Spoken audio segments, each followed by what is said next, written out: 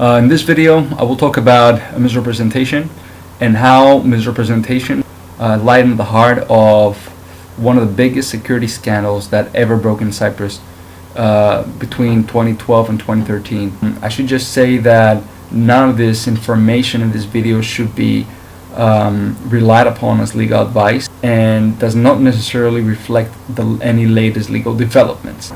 According to that scandal, the two largest banks made misrepresentations to a large number of the general public with regards to certain securities.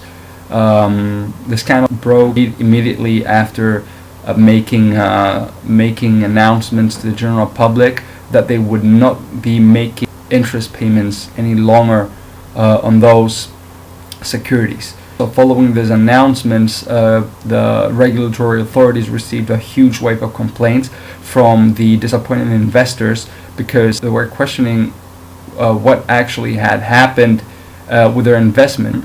It turned out from an extensive investigation that the banks misrepresented that they were selling them fixed term deposits which paid high interest rates, which were quite lucrative in the regions of 5.5 and reaching even a whopping 7.5%.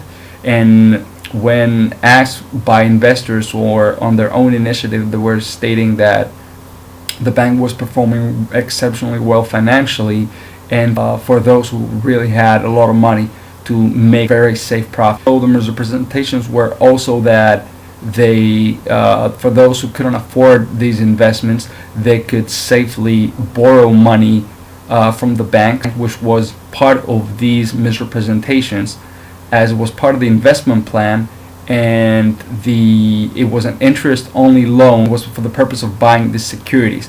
So the securities were going to be pledged in favor of the bank, and then the principal sum at the expiry date of the 5-year fixed term was gonna pay off that loan. The interest rate of the securities was gonna be slightly higher, so they could make a profit on the interest rate differential. That's how it was gonna work. It was gonna be very safe, very guaranteed. They had nothing to fear, and everything was gonna work according to plan.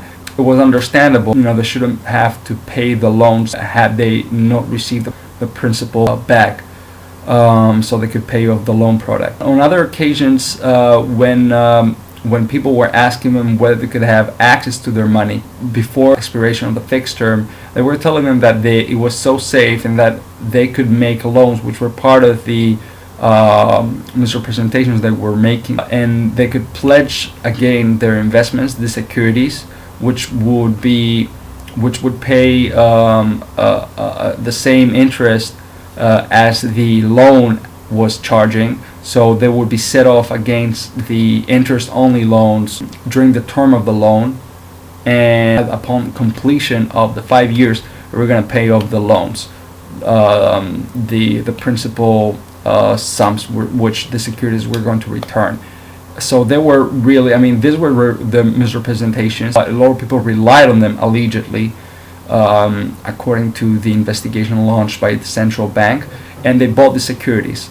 What really was the case was that these securities were not senior debt as they had misrepresented them. They were unsecured subordinated debt, which meant that in case the banks filed for bankruptcy or were liquidated, the investors would enjoy a much lower priority when they would get paid. Meaning that the senior debt holders were going to be satisfied first. This was not disclosed to the investors, as they were not disclosing the fact that they were subordinated unsecured debt. Subordinated debt is debt that receives a much lower priority in comparison to senior debt.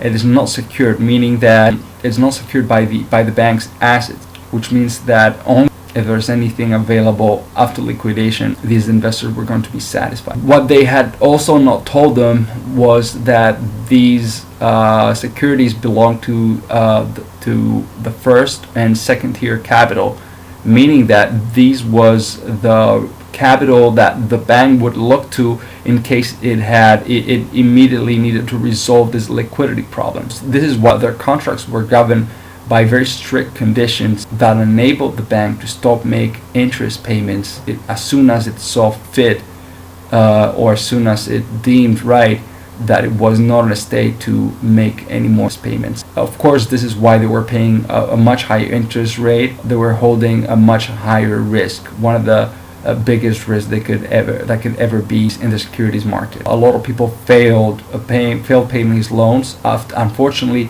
the banks were so ungrateful and morally unacceptable to hold the loans as valid, the loans that they had made to buy with that very same loan product this security, which have basically no value, and insist upon them, and therefore they would have to pay back the loan product.